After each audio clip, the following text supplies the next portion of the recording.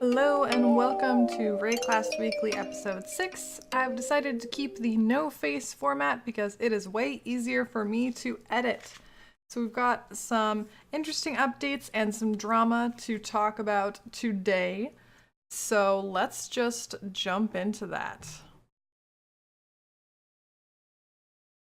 The first official PoE news update I want to give you guys is that they are actually going to be doing demigod rewards for flashback. Initially they said it was just going to be the tiered rewards, getting that mystery box and a few other raffle prizes, but there are actually going to be demis, which means I might actually be racing. I'm still not sure. But there's actually a lot of demis being given out. For each ascendancy, the top 3 players will get alt art demis, and ranks 4 to 10 of that ascendancy will get a regular demi. So now you actually have a reason to push for an entire month for this flashback race. Another interesting update is changes to Ignite in 3.3.0. Does this mean Ignite is going to be viable? Probably not. Let's see what they've made. I won't read everything that's happening in this changes update. There's a lot of changes to the passive tree, but here's a couple highlights. The Elementalist Beacon of Rune passive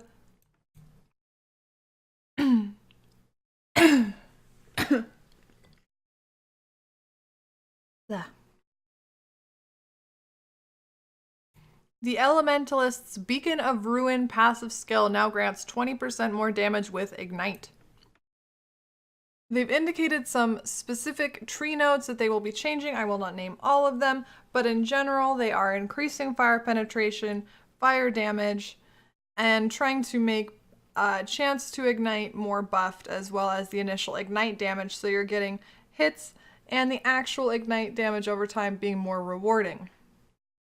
They're also changing some gems. Again, I'm not going to read this in its entirety, but they called out Flame Blast, Fireball, Incinerate, and Burning Arrow. Incinerate's getting a complete rework. Flame Blast seems to have the most buffs with 5% chance to ignite per stage, having 110% more damage with ailments per stage. Fireball and Burning Arrow are gaining more ignite damage. In general, they've said they want to make both the hits and the ignites for ignite damage more rewarding. Other notes: Elemental Equilibrium is going to be updated in the future.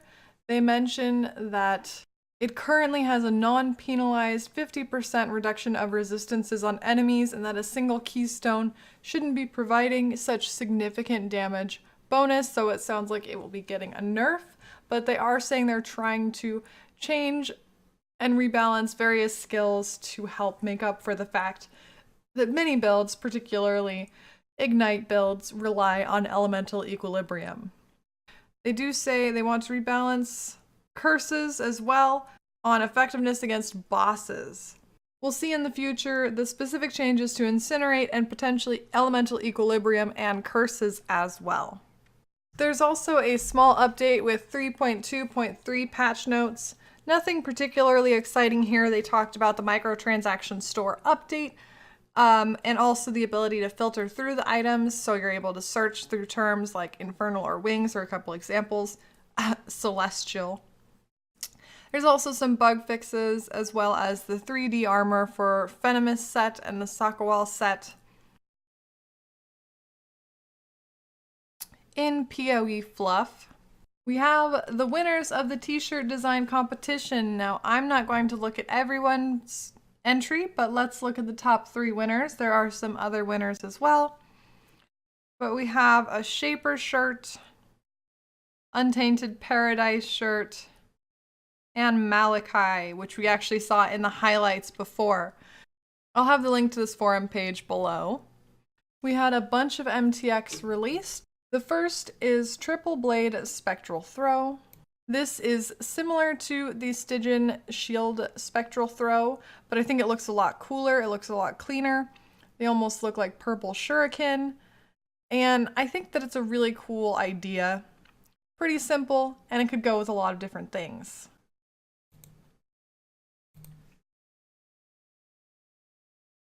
A monkey pet was also released. I'm not a big fan of monkeys, but I guess it's cute. Kind of like the beast pet. It's not my thing, but I do approve of it. Got a lot more regular animal type pets going on this league. It is bestiary, that makes sense. My favorite release this week is the Celestial Ball Lightning because everything celestial is awesome. Can we get some Frostbolt, please? This is so cool. And actually, we're looking at a build of the week later that does utilize Ball Lightning traps, and I would love to see Celestial Ball Lightning traps. That would be amazing. Finally, they released the Fallen Angel Wings, which we saw a sneak peek of in the MTX shop update. I think that the wings would look way cooler without the spikes on them. I just don't get this set. I appreciate it, but I don't get it. I'm not sure. It's sort of steampunk pink fantasy?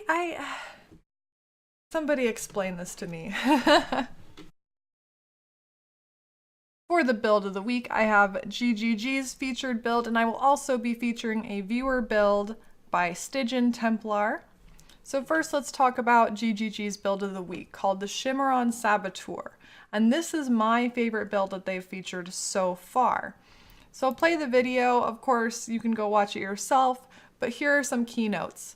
The Shimmeron Elder Wand is a wand that gives you a lot of damage per critical strike, but one downside of the wand is that you end up taking damage per power charge you have, taking lightning damage.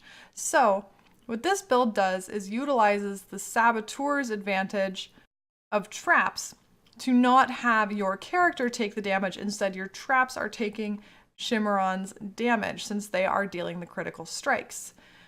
By utilizing two of the Shimmerons but putting them on cluster traps, having the lightning trap for clear, the ball lightning with slower projectiles for bosses, it looks pretty OP. You're really avoiding all of the downsides of Shimmeron with all of the upsides. It's a hugely popular item. It seems like a really cool idea. Really OP. I would love to try this, to be honest. This is definitely my favorite build they've featured so far. And of course now, with Ball Lightning having a celestial effect, I'm even more inclined to try out this build. They utilize Tinker Skin for going quickly through maps. They actually have a weapon swap to Brightbeak and Jaws of Agony, which helps you gain those power charges. So that can actually be not only improved movement speed, but help you gain those power charges before you might go into a boss fight like this. It does seem like it has a disadvantage to bosses that move. As you can see here, they're really featuring bosses that don't move too much. But in general, I thought this was a very interesting, unique idea that actually looks like something I would want to try, not just a cool idea that seems kind of goofy or too meta for me. I'm very interested in this build myself. My viewer build of the week is Stygian Templar's Assassin. It is called the Ass Blaster because we're using an assassin to do blast rain. Now what is unique about this build is that we're actually using a combination of the Quill Rain Bow and Asenath's Chant, which is the fated unique version of Asenath's Mark, to make this build work. So Asenath's Chant actually gives you a 25% chance to trigger socketed spells when using a bow attack. And so anything that you put into your Asenath's Chant helm is likely to be triggered when you are using Quill Rain. Now, by using Blast Rain and Cast on Crit to have a few other spells as well, you're able to trigger a myriad of spells at the same time. There's lots of different ways you could do this. Personally, I went for Blast Rain with Cast on Crit, Cremation, and Firestorm for a little bit more single target or targeted area of effect, while the Asenath's Chant trigger spells are Volatile Dead, Detonate Dead, along with Desecrate and Spell Cascade. We also use the Yoke of Suffering Amulet, which gives your elemental damage ability to shock, along with Impulsos and the Stormfire Opal Ring to get a lot of shocking, burning damage going on. Now, as you can see, this build is just incredibly shiny, incredibly fun, good clearing for a ranged build. You can also really take on some single target if you throw a frost bomb. That'll really help your damage. I also have Val Lightning Trap, although realistically I'm shocking enough for that to not be completely necessary. I would say that this build is incredibly fun. It's really hilarious to watch everything going on. You do have to be careful with the skills that you're using, just managing the number of corpses that you have. But other than that, you can really choose whatever skills you want to use with this. So there's a lot of different ways to blast those asses with this build. I will include the path of building below. If you can afford it, getting items with cooldown reductions, such as the belt that I have here, potentially shaped boots as well, those could all help make Blast Rain and Blink Arrow have less of a cooldown, so you're able to blast those asses and whoop away as fast as you please. Highly recommended if you want something that's just very fun, very versatile, and uses a helmet that I think is pretty unique in terms of the function and mechanics. Unfortunately, while I do have some interesting Reddit information brought to us by Slippery Jim, I think I would be remiss not to talk about Good Idea Gaming and his RMT scheme. Now, I'm not here to start drama, but I am certainly going to tell you about it. So Good Idea Gaming was actually banned for a long time from streaming, recently came back, and he's been playing a lot of Path of Exile. Now, while some people might enjoy his stream, some people might think he's over the top, that is neither here nor there for me. What is important is that he has been caught RMTing. That's real money trading, if you couldn't tell from the title. Good Idea Gaming messaged somebody to basically be a middleman for RMTing. Now they have decided to leak that PM. Now, I am super against RMT. I think there's so many good ways to build up currency in the game. There's absolutely no excuse for this.